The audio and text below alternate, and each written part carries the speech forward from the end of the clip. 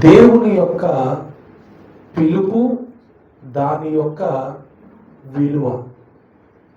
దేవుని పిలుపు యొక్క విలువ. మీరు ఈ మాటలు కొరింథీయులకు రాసిన మొదటి పత్రికలోనే చూస్తారు.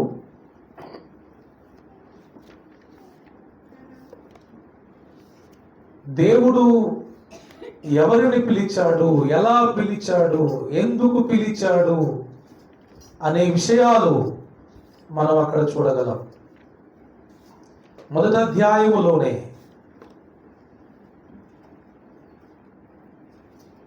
26వ వచనం నుండి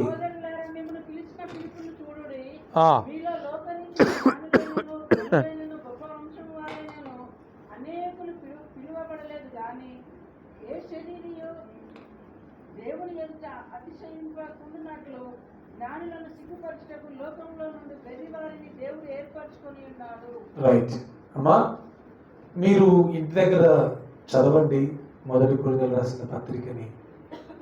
అపోస్తలుడైన పౌలు అంటే కొరింథీ సంఘానికి ఏం చెప్తున్నాడంటే, మీరు బతికే బ్రతుకుకి దేవుడు పిలిచిన పిలుపుకి సంబంధం లేకుండా బ్రతుకుతున్నారు.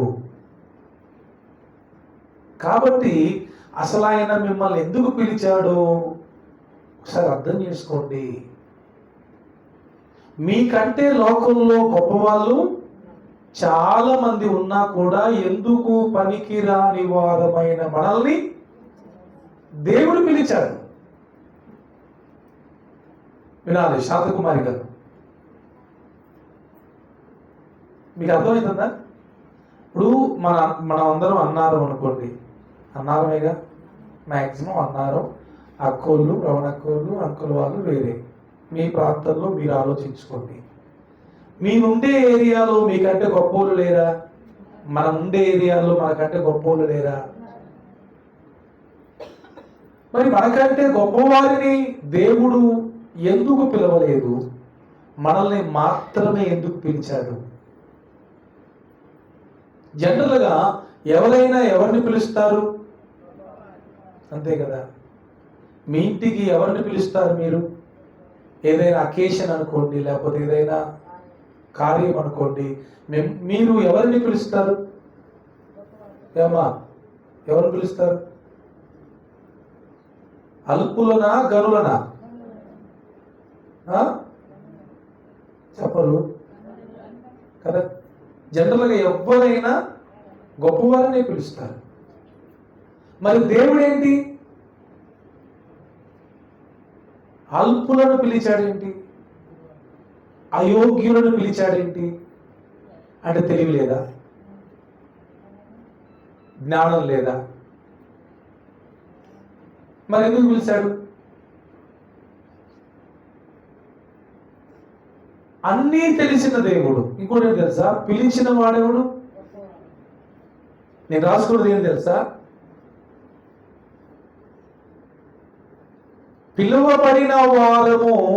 పిలువబడిన వారమైన మనం ఎంత అల్పులమో పిలిచిన వాడైన యేసయ్య అంత గొప్పవాడు. పిలువబడిన మనం చాలా అల్పులం. చాలా అల్పులమైన మనల్ని చాలా గొప్పవాడైన యేసయ్య పిలిచాడు. మనం గమనించాలి. ప్రభువు నన్నే ఎందుకు పిలిచాడు? ఇప్పుడు ఇది వ్యక్తిగతంగా, పిలుపు అనేది వ్యక్తిగతం. నేను లోకములో ఉన్నప్పుడు దేవుడు నన్ను పిలిచాడు. తెలుసా మీకు? నేను లోకములో బ్రతుకుతున్నప్పుడు, పాపములో బ్రతుకుతున్నప్పుడు, దేవునికి దూరంగా బ్రతుకుతున్నప్పుడు దేవుడు నన్ను పిలిచాడు. ఇప్పుడు మనం దుమ్ము, ధూళి ఇలాంటి వారు అందరు వింటున్నారా? అసలు మనం నథింగ్, వీఆర్ నథింగ్. మనలో ఏం లేదు. ఇంకా చెప్పాలంటే లెస్ దాన్ నథింగ్. ఏమీ కాని వారి కంటే ఏం కాని వారు. ఎందుకంటే ఎంతో మంది ప్రజలు, గొప్ప ప్రపంచం, ఆకాశ మహాకాశాలు, దీంట్లో అసలు మనల్ని ఎవరు గుర్తుపెట్టుకుంటారు? అసలు మనం ఎవరికి తెలుసు? మనల్ని ఎవరు లెక్క చేస్తారు? మనల్ని ఎవరు లక్ష్యం చేస్తారు?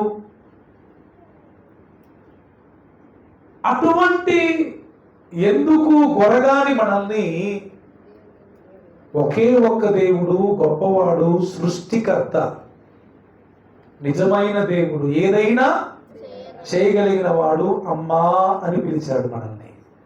నన్నేమో బాబు అని పిలిచాడు, మిమ్మల్ని అమ్మా అని పిలిచాడు. ఏమట్లా? అది ఆ పిలుపు గొప్పదా కాదా? ఇది మనకు తెలియాలి. దేవుడు మనల్ని పిలిచిన పిలుపు చాలా గొప్పది. రక్షణ గురించి కూడా ఏం చెప్తారు ఎబ్రిల్ రాసిన పత్రికలో? గొప్ప రక్షణ. చాలా మందికి రక్షణ విలువ తెలియక దాన్ని చీప్ గా చూస్తారు. నో, ఇంత గొప్ప రక్షణను మనం నిర్లక్ష్యము చేస్తే ఎలా తప్పించుకుంటాం?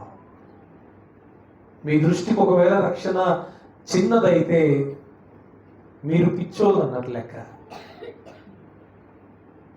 రక్షణ అనేది చిన్నది కాదు, చాలా గొప్పది. అట్లనే రక్షింపబడడానికి మనల్ని పిలిచిన పిలుపు కూడా చూడండి, అది కూడా చాలా గొప్పది.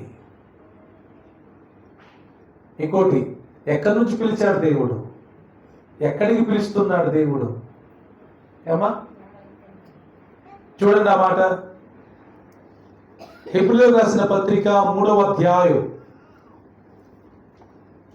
1వ వచనం చదవండి.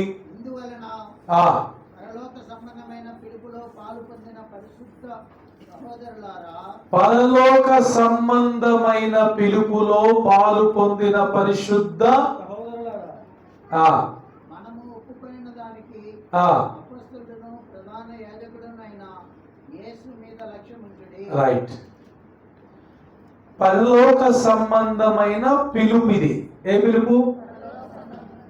మా రాణి గారు మిమ్మల్ని ఆయన పిలుస్తున్నారట అంటే ఎవరయ్యా అంటారు. అదేనమ్మా, ఎమ్మెల్యే గారు పిలుస్తున్నారా? ఎమ్మెల్యే కదా. నన్ను పిలుస్తున్నారా? నేను ఎమ్మెల్యే కదా తెలుసు. ఆశ్చర్యమా కాదా? సార్ నిజంగా నన్ను పిలిచారా? అవునమ్మా. ఎంత హ్యాపీగా ఉంటుంది. లేదా ఫోన్ వచ్చి బాపా నామకి అన్నాడు అనుకోండి, ఎట్లా ఉంటుంది మీ ఫీలింగ్? నాతో మాట్లాడడానికి ఫోన్ చేశారా? కాల్ అంటే పిలుపు అంటే కాలేగా. కాల్ చేయంటే పిలవనే కదా. కాల్ హీమ్ అంటారు. కాల్ హీమ్ అంటే అతని పిలువు. ఇప్పుడు పరలోకంలో ఉన్న దేవుడు అమ్మా బాగా వినాలి. జనరల్గా మనకి హైదరాబాద్ నుంచి ఫోన్ వస్తేనే అమ్మ హైదరాబాద్ నుంచి ఫోన్ వచ్చిందంటాం. అదే బెంగళూరు నుంచి వస్తే, ఢిల్లీ నుంచి వస్తే అమ్మో ఢిల్లీ నుంచి అన్నారు ఫోన్ వచ్చింది అంటాం. ఇంకా అదే వేరే దేశం నుంచి వస్తే, అమెరికా నుంచి ఎవరన్నా మీకు ఫోన్ చేసి మాట్లాడారు ఎట్లా ఉంటుంది? అమెరికా నుంచి ఎప్పుడు వచ్చినాయి ఫోన్లు మీకు? చాలా గ్రేట్ అది. మరి ఇప్పుడు ఈ పిలుపు హైదరాబాద్ నుంచో, బెంగళూరు నుంచో, అమెరికా నుంచో కాదు, పరలోకము నుండి. Call from heaven. పరలోకము నుండి దేవుడు మనల్ని పిలిచాడు. ఇంతకంటే గొప్ప పిలుపు ఇంకేం లేదుగా. ఇంతకంటే గొప్ప పిలుపు మరొకటి లేదు. సృష్టికర్త అయిన దేవుడు సృష్టిలో ఏమీ కాని మనల్ని పిలిచాడా లేదా? ఇంకొకటి, మనకంటే మంచోళ్ళు గొప్పవాళ్ళు ఎంతో మంది ఉన్నా కూడా మనల్నే పిలిచాడు. ఇది ఇంకా గొప్ప విషయం. ఇప్పుడు ఆయన పిలిచినప్పుడు మనం ఏం చేయాలి? లోబడకపోతే మరి? ఇప్పుడు దేవుడు మిమ్మల్ని పిలిచాడనే నమ్మకం మీ అందరికీ ఉందా? ముందు చెప్పండి నాకు. అసలు ఇవన్నీ నేనైతే నిశ్చయంగా చెప్పగలను, దేవుడు నన్ను పేరు పెట్టి పిలిచాడు. ఎస్, దేవుడు పిలిస్తేనే ఇక్కడ ఉన్నా నేను, అది లేకపోతే ఇంకెక్కడ ఉండేటోడి. నా దర్శనం వేరు, నా కళలు వేరు, నా ఊహలు వేరు, నా ఆలోచనలు వేరు ఉండేవి దేవుడు నన్ను దర్శించినప్పుడు. దేవుడు నన్ను దర్శించి పిలిచాడు గనకనే ఇక్కడున్నా. దేవుడు నన్ను పిలిచిన పిలుపు ఏదైతే ఉందో ఆ పిలుపే ఇప్పుడు ఇక్కడ నిలబెట్టింది. ఎంతో మంది నన్ను పాడు చేయాలని, ఎంతో మంది నన్ను ఇబ్బంది పెట్టాలని, ఎంతో మంది నన్ను బాగా కష్టపెట్టాలని చూశారు, చూస్తూనే ఉన్నారు. కానీ ఆయన పిలిచిన పిలుపు ఏదైతే ఉందో ఆ పిలుపు వలన నేను ఇక్కడ ఉన్నాను. అదే నన్ను కాపాడుతుంది.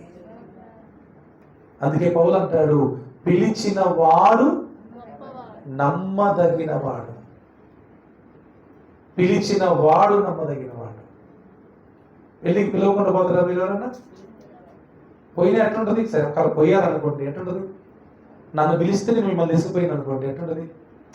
ఒక రకంగా అనీజీగా, అనవసరంగా వచ్చిందేమో, నన్ను కాదు కదా పిలిచింది, నన్ను రమ్మని లేదు కదా, అవునా కదా? పరలోక రాజ్యం ఎవరు పడతారు పోయేది కాదు, దేవుడు పిలిచిన వాళ్ళే వెళ్ళాలి. రెండోది, పిలిచిన తర్వాత కూడా అక్కడికి వెళ్ళినాక దేవుడు నిన్ను పరీక్షిస్తాడు. ఉదాహరణ ఉంది కదా, దేవుడు చెప్పాడా, మీరు వెళ్ళి పిలవండి అంటే అందరిని పిలిచారు పెళ్లి విందుకి. పెళ్లి విందుకి వచ్చిన వారి దగ్గరికి వేసుకొని వచ్చాడు. అందులో ఒకరికి పెళ్లి బట్టలు లేవు. ఏ బాయ్ పెళ్లి బట్టలు ఎందుకు వేసుకుంటారా అన్నాడు.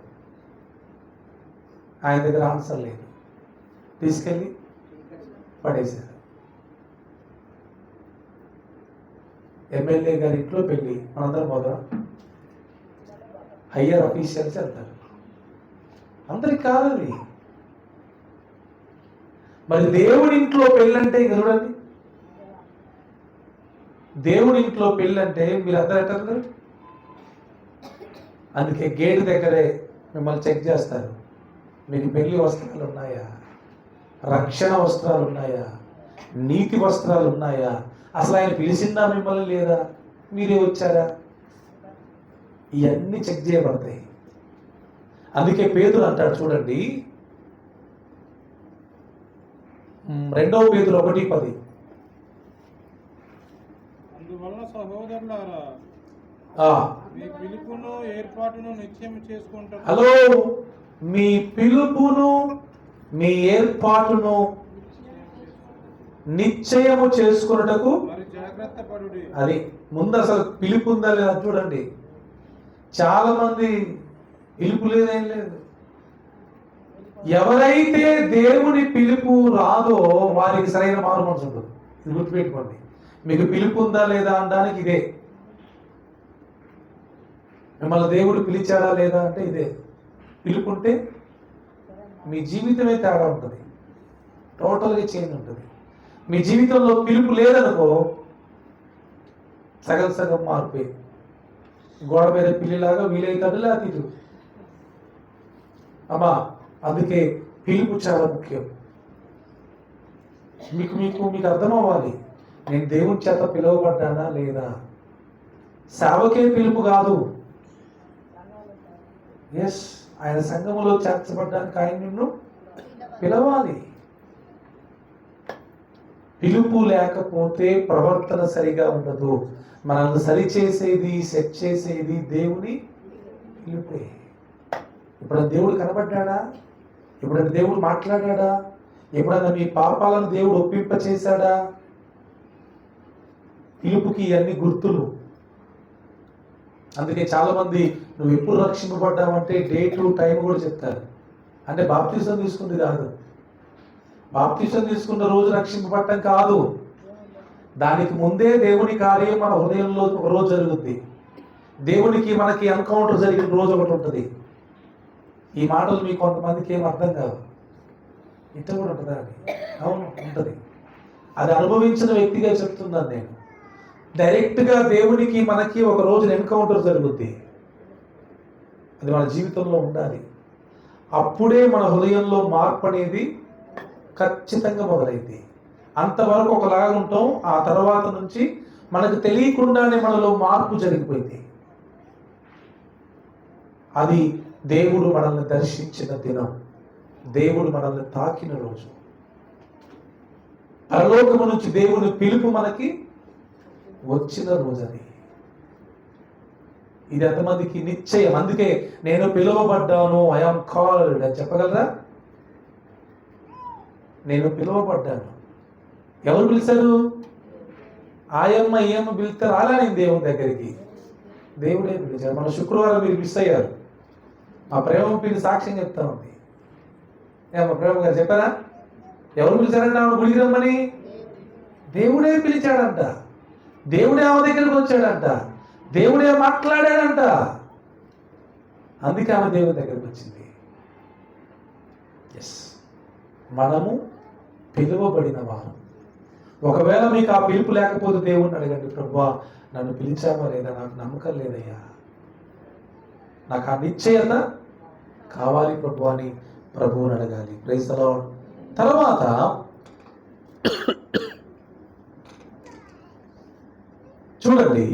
చూడండి, ఒక జాబ్ కోసం కాల్ లెటర్ ఉంటుంది తెలుసా మీకు? ఒక జాబ్ కోసం ఫస్ట్ ఏముంటుంది? మనమేమో అప్లికేషన్ పెట్టుకుంటే వాళ్ళు కాల్ లెటర్ పంపిస్తారు, నువ్వు రా అని ఇంటర్వ్యూకి. ఆ లెటర్ ఉంటే పోగానే ఫస్ట్ ఏది నీ కాల్ లెటర్ ఏదని అడుగుతారు. అది ఉంటేనే నిన్ను ఎలో చేస్తారు. నీ కాల్ లెటర్ లేకపోతే నిన్ను లోపలికి రానియరు. ఇది కూడా అంతే. దేవుని సంఘములో పరలోక రాజ్యములో సభ్యులం అవ్వాలంటే దేవుని నుంచి మనకు పిలుపు రావాలి. Call from heaven. ఇది మీరు చిన్నదిగా తీసుకోకండి, ఇది చాలా పెద్దది. ఇది దేవుని వలన మాత్రమే వచ్చేది. స్వయంగా దేవుడు మన జీవితంలో జోక్యం చేసుకుంటే కలిగేది. ఇది వాళ్ళని చూసి వీళ్ళని చూసి కలిగేది కాదు. ఇది పిలుపు, రక్షణ, ఈ రెండు కూడా ఎవరికి వాళ్ళకి ఇవి చాలా సొంతం, పర్సనల్ అన్నమాట. ఇవి పర్సనల్ అన్నమాట.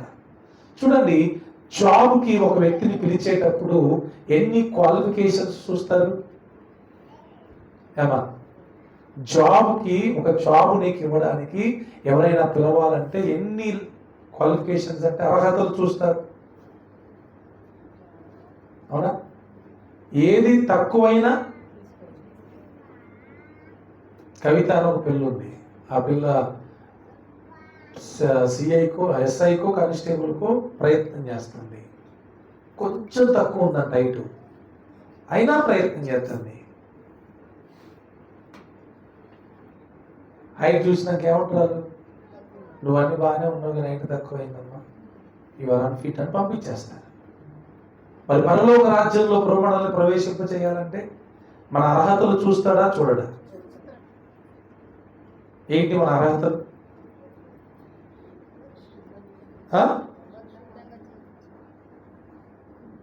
ఎఫెసీయులకు రాసిన పత్రిక 4వ అధ్యాయం 2వ వచనం చూడండి. ఎఫెసీ 4:2.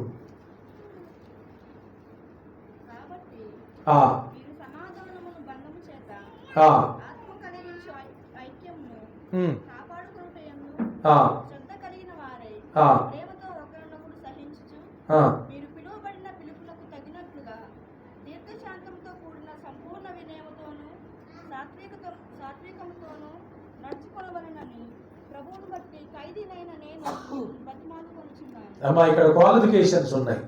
అందరు తీసారా? ఎఫెసీ 4:2. అందరూ చూడండి.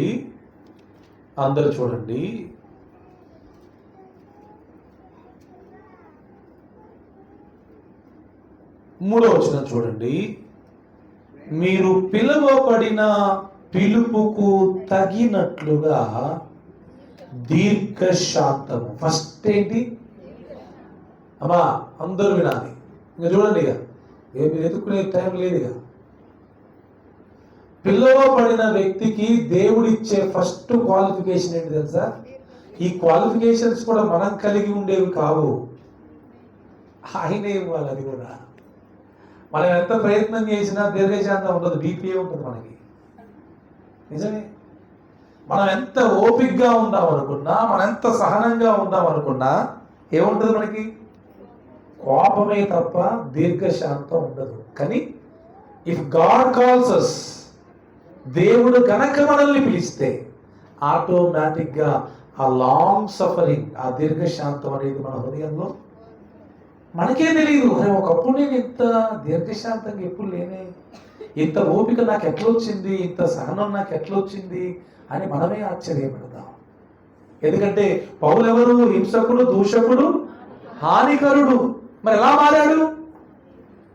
దీనునిగా, సాత్వికునిగా, దీర్ఘశాంతం కలిగిన వారిగా, సహించేవాడిగా, ఓర్చుకునేవాడిగా మారిపోయాడు. ఎలా సాధ్యం? పిలుపు మా పిలుపుతో పాటే ఇది వచ్చేసింది. ఆయనే పిలుచుకుంటాడు, ఆయనే మనకు తగిన అర్హతలను కూడా ఇస్తాడు. ఫస్ట్ ఏంటి? నా వైపు మీ అందరిలో ఉందా? ఇది ఉందమ్మా? నిజంగానే లేదు. మరి లేదని మనం ఊకుందామా? వదిలేదమా? ఏం కాదు, లేకపోతే లేదు అని తెలిసినప్పుడు చూడండి,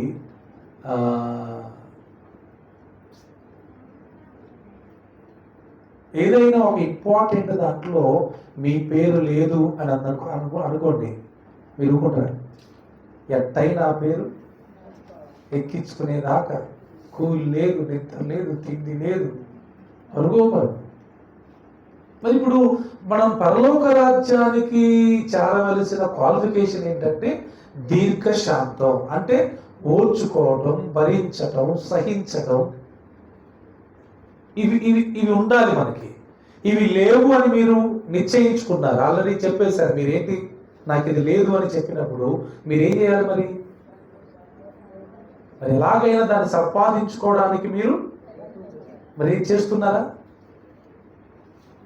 ట్రై చేస్తున్నారా? ఏమన్నా ప్రయత్నం చేస్తున్నారా? చాలా మందికి ఏం కాదు, అది రాదులేనా. కొంతమంది అయితే అది నాకు రాదు. నిజమే, నీకు నువ్వు దాన్ని సంపాదించుకోలేవు, కానీ దేవుడు దాన్ని ఇస్తాడు. అడిగావు ఎప్పుడన్నా? నాకు ఆరోగ్యం, నాకు ఆస్తి, నాకు ఇల్లు ఇవన్నీ అడిగినావు, పెళ్లి చేయని. ఎప్పుడన్నా దీర్ఘశాంతం ఏమైనా అడిగినావు దేవుడిని? అడిగావక్క? అసలు ఆ మాట మా నోట ఎప్పుడన్నా వచ్చిందా? మరి రావాల్సింది అయ్యే కదా. ఏమా పోతుంది, ఎక్కడున్నావు? ఎప్పుడన్నా ప్రభువా నాకు దీర్ఘశాంతాన్ని ఏమని అడిగినావా? మరి దేవుడు అడగమంటే ఇంకేం అడుగుతున్నారు మీరు? డబ్బులు ఇయ్యి, ఆరోగ్యం ఇయ్యి, అందమయ్యి, ఆస్తి, ఇదేనా? ఎప్పుడు లేచినా ఇదే గోల. ఎప్పుడన్నా ఆత్మ ఫలాల్లో 9 ఉంటాయి, వాటిని ఎప్పుడన్నా ఏమని అడిగారు దేవుడిని మీరు? రాణి శ్రీశారా అడిగారమ్మా? ఆత్మఫలంలో ఇన్ని ఉన్నాయి క్వాలిఫికేషన్స్, నాకు ఇవ్వు ప్రభు అని అడిగారా? మరి ఎంత ఇస్తారు? అడగండి, అమ్మాయినా అన్నం పెట్టదు అయ్యారు అంటారుగా. మరి దేవుణ్ణి అడగాల లేదా? ఎప్పటిదాకా అడగాలి? అది పట్టుదల. ప్రతిరోజు ప్రతిరోజు ప్రతిరోజు అడుగుతూనే ఉండాలి. ఫస్ట్ క్వాలిఫికేషన్, హలో, పిలువబడిన వారికి ఉండవలసిన ఫస్ట్ క్వాలిఫికేషన్ ఏంటి? నెంబర్ 2,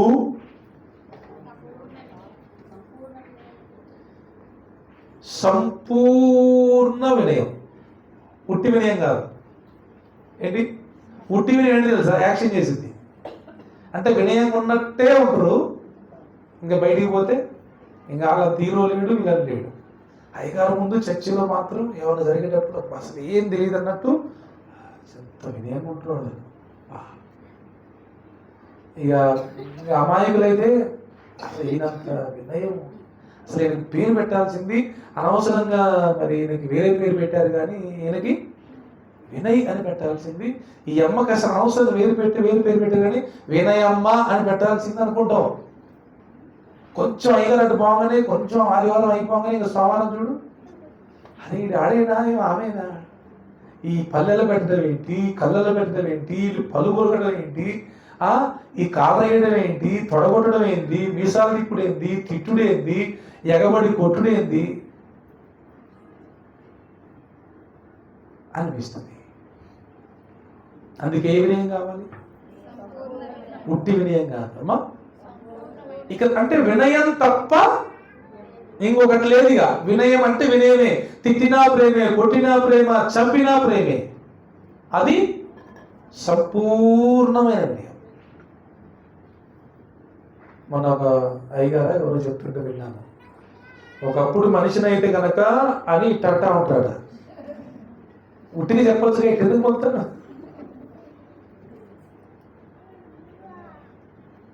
ఇంకా ఒకప్పుడు మనిషి లేదు, ఇంకేం మనిషి లేదు. చచ్చిపోయినట్టే ఉండాలి. చచ్చిపోయిన కోపాలు అవుతాయా? క్రీస్తుతో మనం పాతి పెట్టబడిన వారమైతే కోపాలు, బీపీలు ఏం ఉండవు. చచ్చిన వాళ్ళు చచ్చినట్టే ఉంటారు. ఏం చేసినా చేపించుకుంటారు. అవునా? మరి మీరు ఎందుకు అప్పుడప్పుడు లేపుస్తున్నారు గుస్తుమని? అంటే సంపూర్ణమైన వినయం కొద్దిగా ఉంది, కొంచెం వినయం ఉంది. నెంబర్ 3, సాత్వికముతోనూ నడుచుకొనవలెను. సాత్వికం, మీక్నెస్, ఇది కూడా దానికి సంబంధించింది. దీన మనస్సు. ఏ మనస్సు? దీన మనస్సు. మా చెప్పండి, దీర్ఘశాంతం, వినయం, సాత్వికం, ఈ 3 లక్షణాలు పిలువబడిన వారిలో ఉండాల్సిందే. ఇవి లేవు అంటే ఒకవేళ నీకు పిలుపైనా లేకుండా పోవాలి, ఒకవేళ పిలుపున్నా నీలో అంటే నీ పిలుపుకు తగ్గట్టు నువ్వు, ఆ మాట ఉందా? పిలుపుకు తగినట్లుగా ఉందా? చదవండి. ఎక్కడ 2వ వచనంలో ఉందా? మీరు పిలువబడిన, ఎన్నో వచనం అది? 3లోని. మీరు పిలువబడిన పిలుపుకు తగినట్లు అంటే ఇదే దీర్ఘశాంతము, సంపూర్ణ వినయము, సాత్వికముతో నడుచుకోవాలి. సెలవుమా బాగా నిద్రపోతున్నావు. అవును లేకపోతే ఇస్సాకు వినాలి. ఇలా నడుచుకుంటే నీ పిలుపుకు తగినట్లుగా నడుచుకున్నట్టు. ఈ దీర్ఘశాంతం లేకుండా, సంపూర్ణ వినయం లేకుండా, సాత్వికం లేకుండా నడుచుకుంటే పిలుపుకు తగినట్టు నడుచుకునేది కాదు. ఇంకో మాట చూసి ముగించేసుకుందాం. ఫిలిప్పీయులకు రాసిన పత్రిక 3వ అధ్యాయం 14వ వచనం. ఫిలిప్పీ 3:14.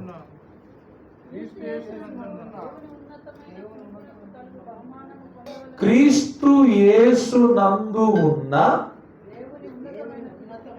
ఏ పిలుపది? దేవుని ఉన్నతమైన పిలుపు కలుగు బహుమానము పొందవలనని. అది పిలుపుకి ఏముంది? మీ అందరికి బహుమానం ఉంది తెలుసా, పిలువబడిన వారికి. అలా పరిగెత్తాలి అంటే మనల్ని పిలిచిన పిలుపుకు తగినట్లుగా మనం బహుమానం పొందుకునేటట్లు పరిగెత్తాలి, ప్రయాణం చేయాలి, జీవించాలి. బహుమానం అందరికి ఇస్తారా? ఈరోజు మేము ఇక్కడికి వచ్చే ముందు మా ఐటీ స్కూల్ వాళ్ళు రమ్మంటే వెళ్ళాం. అలా స్కూల్ క్లాస్ రూమ్కి వెళ్తే అక్కడ ర్యాంక్స్ ఇచ్చారు.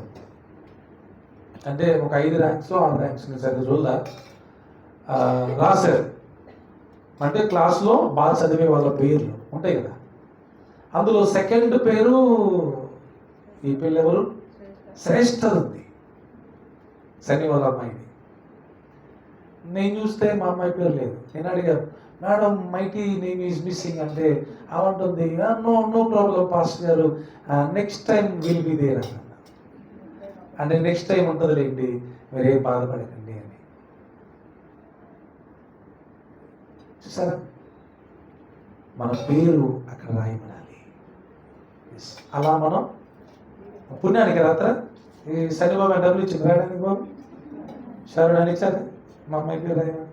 ఫీజు కడితే ఎక్కువ అవుతుంది, ఇంకా రేట్ ఎక్స్ట్రా డబ్బులు ఇస్తే రాయరు, అది చదివితే రాస్తారు. మనం కూడా దేవుని దగ్గరికి వెళ్ళిన తర్వాత ఆయన మనకు బహుమానం ఇవ్వాలంటే ఆ పిలుపుకు తగినట్లుగా మనం బ్రతికితే కమ్ పూర్ణక ఇట్రా అని దేవుడు ఒక బహుమానం ఇస్తాడు. ఇస్సాకు ఇట్రా అని దేవుడు ఒక బహుమానం ఇస్తాడు. అందుకే పౌలు అంటున్నాడు, మళ్ళీ చదవన్నమాట క్రీస్తుయేసునందు దేవుని ఉన్నతమైన పిలుపునకు కలుగు బహుమానము పొందవలెనని గురి యొద్దకే పరిగెత్తుచున్నాను. చూసారా, పౌలంట గురి యొద్దకి ఆయన పరిగెత్తాడు. Praise the Lord. మరి మనం ఇటు మన పరిగెత్తుందమ్మా. ఒక్కటి మాత్రం గుర్తుపెట్టుకోండి. ఫైనల్గా I want to close my message. అమ్మా, నేను చెప్పేది వినండి. నేను ఎలా బ్రతుకుతున్నానో అలా మీరు బ్రతకాలనేది నా కోరిక. ఈ క్షణములో కన్ను మూసిన, రేపు కన్ను మూసిన, ప్రభు దగ్గర కన్ను తెరవాలి. ప్రభు బలానమ్మకమైన మంచి దాసుడా దా అని పిలిచి ఉన్నతమైన పిలుపునకు కలుగు బహుమానం దేవుడు ఇవ్వాలి. నేనైతే దాన్నే టార్గెట్గా పెట్టుకొని బ్రతుకుతున్నా. నేను దాన్నే గోలుగా పెట్టుకొని బ్రతుకుతున్నా. అదే గమ్యం నాది. ఇదెట్లా అదెట్లా వాళ్ళెట్లా వీళ్ళెట్లా ఇవన్నీ ఏం లేదు. ఏం తిందామా, ఏం తాగుదామా, ఏం ధరించుకుందామా, అసలు ఏం లేదు. దేవుని దయ వల్ల అయితే దేవుడు ఇవన్నీ నాలో నుంచి రిమూవ్ చేసుకుంటూ వస్తున్నాడు. దేవుడే తీసివేసుకుంటూ వస్తున్నాడు. గట్టిగా ఇప్పుడు హాస్పిటల్కి వెళ్ళాలి, 10,000 కావాలంటే లేవు. చాలా మంది చెప్పారు what you are doing is wrong అని. నేనే వాళ్ళకి చెప్పాను what I'm doing is right అని. నేను చేసేదే కరెక్ట్. మన ఒక ఫోన్ చేసి మా 8th class 7th class friend ఆమె చిత్తిరాల్లో ఉంటుంది, ఎల్ఐసి తీసుకున్నాక.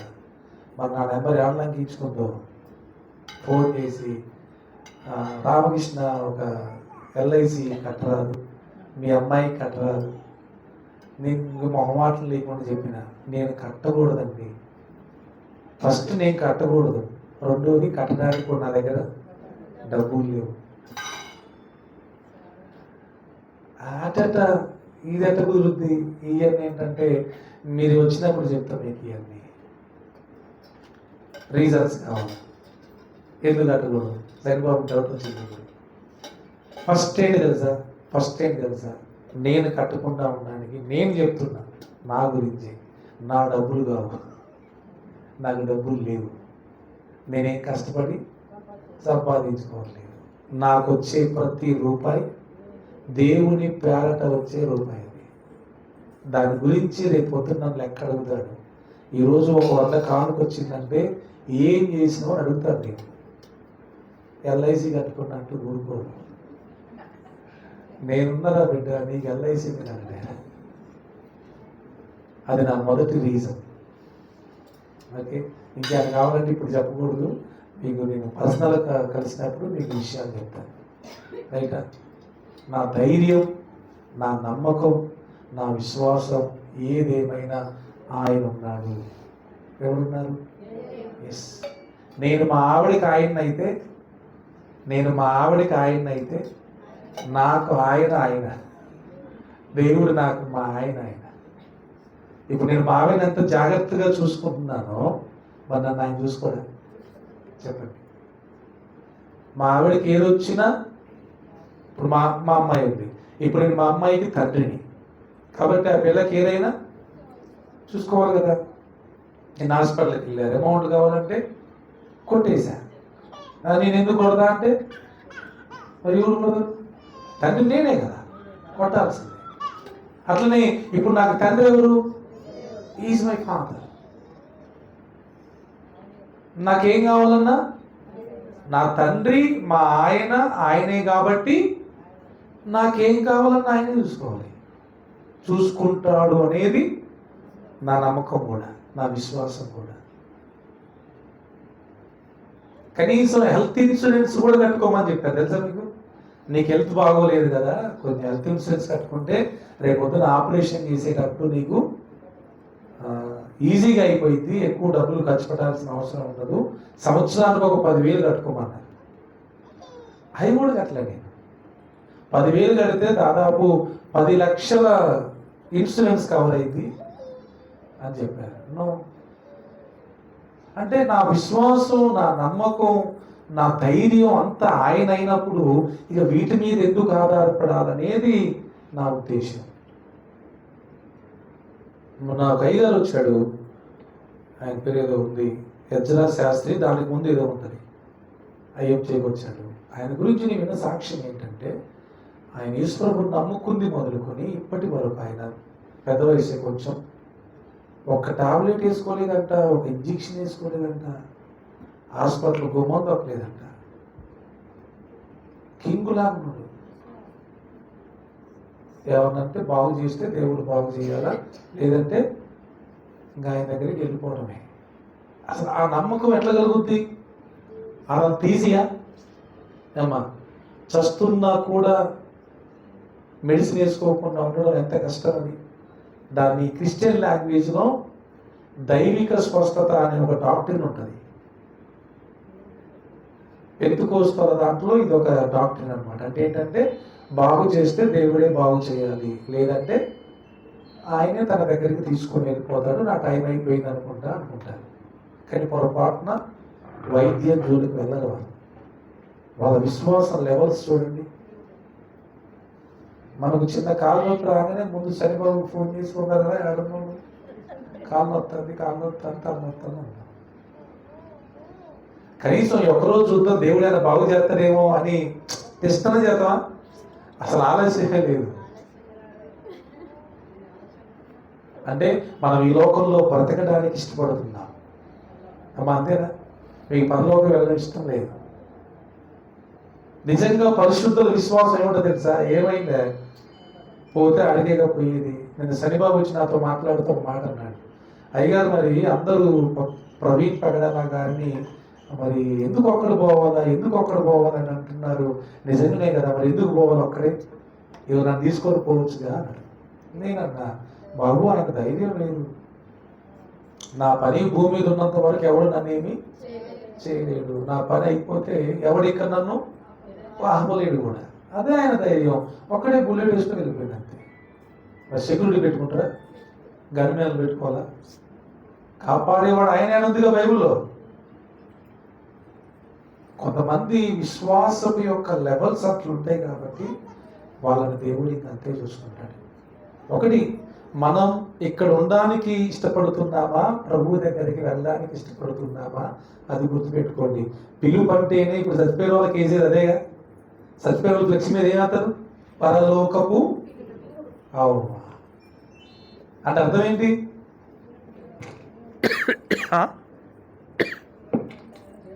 దేవుడు పిలిచాడు, పరలోకం వెళ్ళిపోయిననే అర్థం. మరి ఇప్పుడు మీరు చెప్పండి, మీరు పరలోకం వెళ్ళడానికి ఇష్టపడుతున్నారా?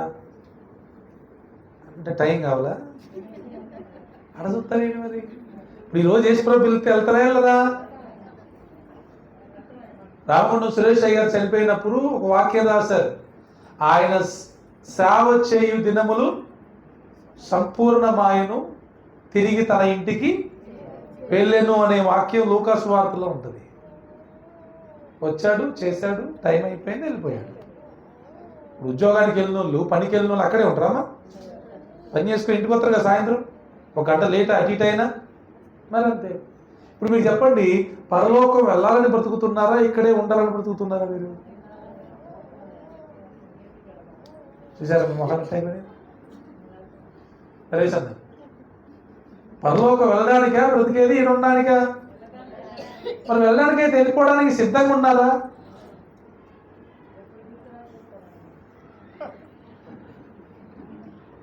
అందరూ ఉండాలి అంటే ఏమనుకుంటారంటే, మీ వయసు అయిపోయింది కాబట్టి ఇప్పుడు మీకు ఏముంది ఇంకా అనుకుంటారు చాలా మంది, జనరల్గా కామన్.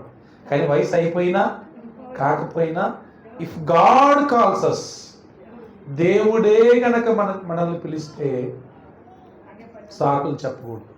నీది చిన్న వయసా పెద్ద వయసా ఇవన్నీ వద్దు. ఇంకా పిలుపు వచ్చింది ఎక్కడి నుంచి? పరలోకం నుంచి వెళ్ళిపోవడమే. ఇది మాత్రం సత్యం. మనము దేవుని పిలుపుకు తగినట్లుగా బ్రతికితే, ఇంకోటి తెలుసా, ఆయన పిలిచినప్పుడే మనం వెళ్తాం, ముందు వెళ్ళాం. పిలుపు యొక్క గొప్పతనం కూడా అదే. పిలిచినోడు పనంతా అయిపోయినాకనే పంపిస్తాడు.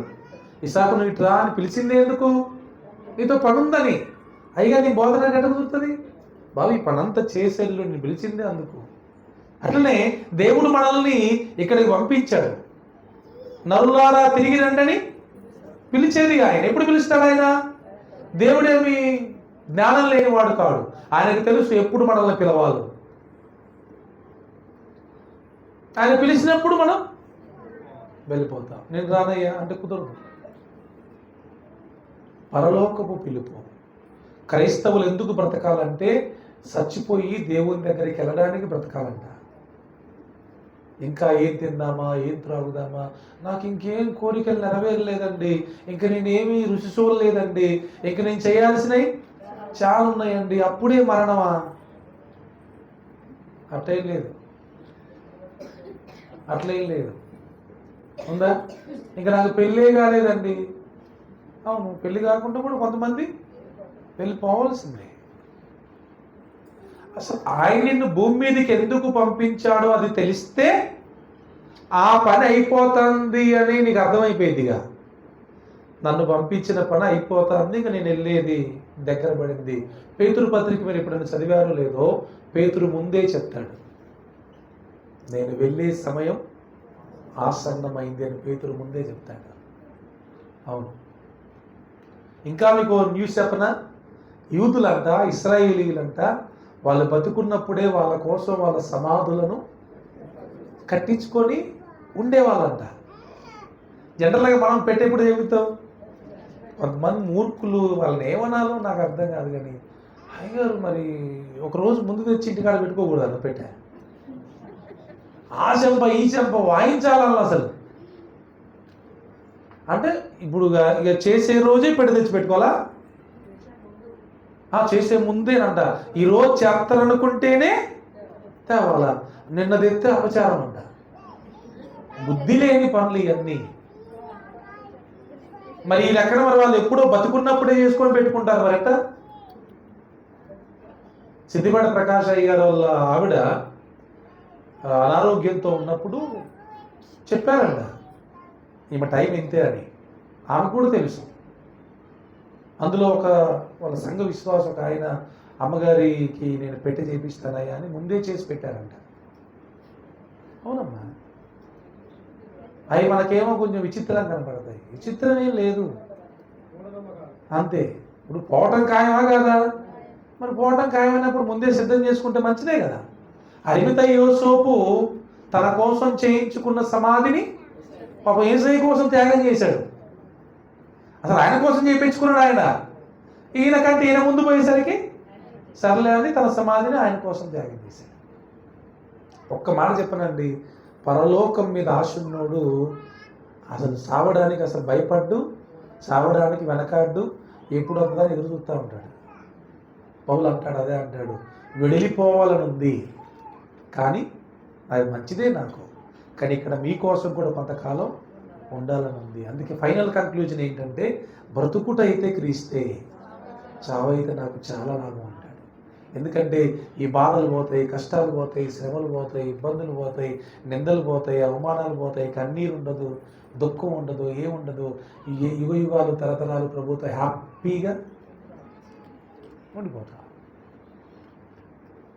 మనకి దాని మీద నమ్మకం లేదు కనుక ఇక్కడ ఉండడానికి ఇష్టపడుతున్నాం. నిజంగా పరలోకం మీద, ప్రభువు మీద నమ్మకం ఉంటే ఎప్పుడయ్యా నీ రాకడా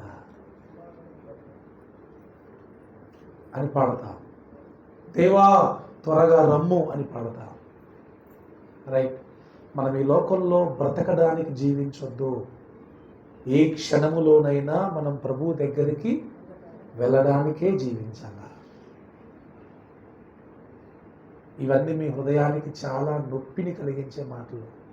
మరి యేసుప్రభు ఎందుకో మాట్లాడమంటాడు నన్ను. మరి మీరు ఏం ప్రార్థన చేస్తారో నాకు అర్థం కావట్లేదు. నాకైతే యేసుప్రభు చెప్పమంటాడు. మన ఒక అయ్యగారు ఒక మెసేజ్ పెట్టాడు, ఆయన చెప్పమన్నది చెప్పకపోతే ఆయన కోపమాట, ఆయన చెప్పమన్నది చెప్తే మీకు కోపమాట. మధ్యలో నేను ఇప్పుడు మీ కోపానికి భయపడాలా, ఆయన కోపానికి భయపడాలా అంటే మరి ఆయన కోపానికే భయపడాలా. మీ కోపం ఏముంది పెద్ద? ఇప్పుడు ఆయన పిలిచింది ఆయన, పంపించింది ఆయన, మరి ఆయన ఏం చెప్పమంటే అదే చెప్పాలా లేదా? మెసేజ్ చేంజ్ చేస్తే ఏమంటాడు? అందులో పోడు. ఇంకా నా మాటలు మీకు అందరికి అర్థమైనవి అనుకుంటున్నాను నేను. సో ప్లీజ్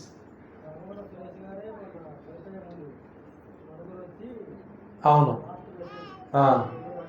అవును చెప్పాను. ఓకేనమ్మా, మనం ఎవ్వరం ఇక్కడ పర్మనెంట్ కాదు. మన పిలుపు పరసంబంధమైనదే, ఎప్పటికైనా అక్కడికి వెళ్ళాల్సిందే. విషయం ఏంటంటే ఇంతకు అక్కడికి వెళ్తామా లేదా, అసలు ఆ పిలుపు ఉందా లేదా అది చెక్ చేసుకోమని చెప్తాను ఈరోజు. పరలోకం వెళ్తామనే గ్యారంటీ నీకుంటే అసలు మరణం అంటే భయమే ఉండదు. ఇది ఫిక్స్. ఈ మాట రాసి పెట్టుకోండి. నేను ఈ రోజున చనిపోతాను అని కనుక నీకు చనిపోయినా వెంటనే ప్రభువు దగ్గరికి వెళ్తాననే నిశ్చయత నీకుంటే హ్యాపీగా చచ్చిపోతాను. థ్యాంక్ యూ లార్డ్ అని చెప్పి చచ్చిపోతాను. పరలోకం గ్యారంటీ లేదనుకో, పరలోక పిలుపు కానీ పిలుపు తగిన జీవితం కానీ లేదనుకోండి, మీకు ఇంకా గందరగోళమే.